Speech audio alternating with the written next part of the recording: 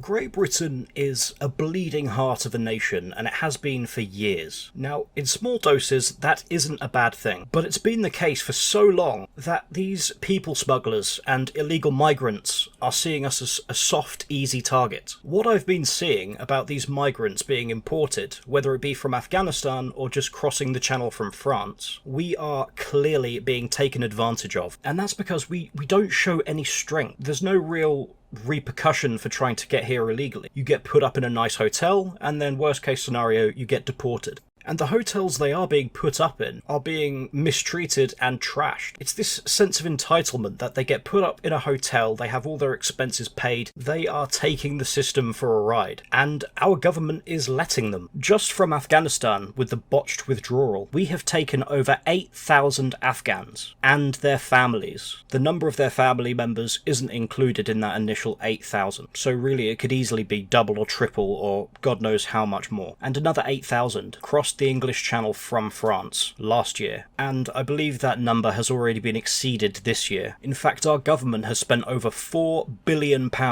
booking out hotels for 10 years to house asylum seekers and illegal migrants. That £4 billion figure was from August 2020, when 50 hotels were booked out across Britain, but that figure has risen to 90 hotels to house asylum seekers and illegal migrants. These numbers simply are not sustainable. We are a small island with very limited resources. We already have about 280,000 homeless people, yet we're bringing in more and promising them houses. It's estimated that the UK could end homelessness in 10 years if it allocated £10 billion to the project. To put that in perspective, the Test and Trace app, that dismal failure that promised no more lockdowns, cost £15 billion to develop. But where is the money going? Well, the councils are having to buy bigger TVs for the migrants because they were complaining that the 32-inch TVs weren't big enough. I mean, talk about ungrateful. You escape a war zone that was being taken over by a horrible regime of murderers, get to a safe, friendly country where you get given everything on a silver platter and you still complain.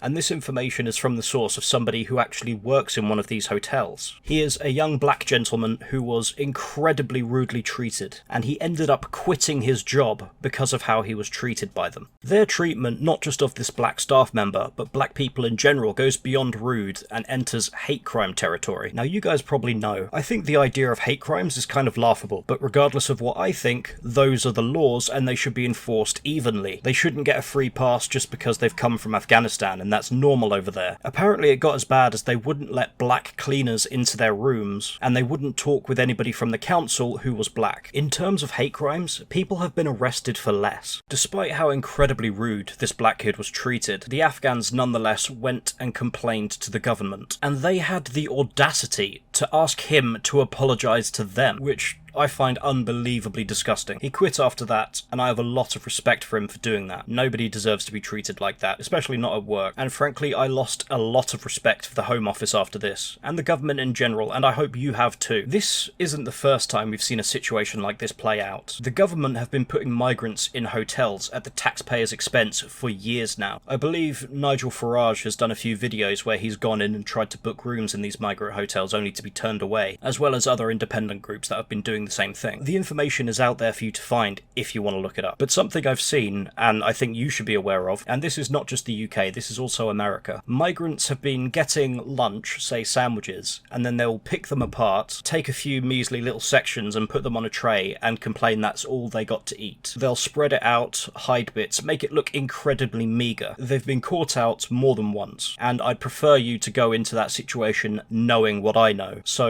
you're not fooled into thinking that they're being underfed and mistreated. They're being very well treated, but I guess they just want the sympathy. And the knock-on effect of that, it's like the boy that cried wolf. Even if they do have a legitimate claim in the future about something wrong, because I've seen them lying, I'm less likely to actually believe them. But my biggest concern about this whole situation is we don't know who was flown into the country. It was so chaotic, it seemed like a first come first serve in terms of evacuation. There were a few that as soon as they landed, ran as fast as they could and haven't been been found. Now, maybe I'm not as trusting as old Joe Biden, but I wouldn't put it past the Taliban to put people onto the flights to stage terrorist attacks in Western nations. I mean, even if they control Afghanistan, they can't really do anything militarily to hurt the West. Their only recourse for vengeance and payback is to smuggle terrorists in to commit attacks. Anyway guys, that'll do it for this one. I don't know if you would be interested, but I'm considering launching a different channel. This one wouldn't be about politics or skepticism. It would be looking into true crime and mystery, where I have a look at some cold cases and see if there's anything I could turn up, and occasional current cases. I think it could be interesting, so if you are interested, let me know in the comments below and I'll get around to it. Also, a few months ago I started a gaming channel. It's been inactive for quite a while, but I enjoyed it and I would love to start it up again, so if you're interested, I'll leave a link to that in the description below. It's meant to just be a light-hearted bit of fun. But yeah, if you guys would be interested to see me launch a new kind of channel, then let me know in the comments below. And as always, thank you for your time.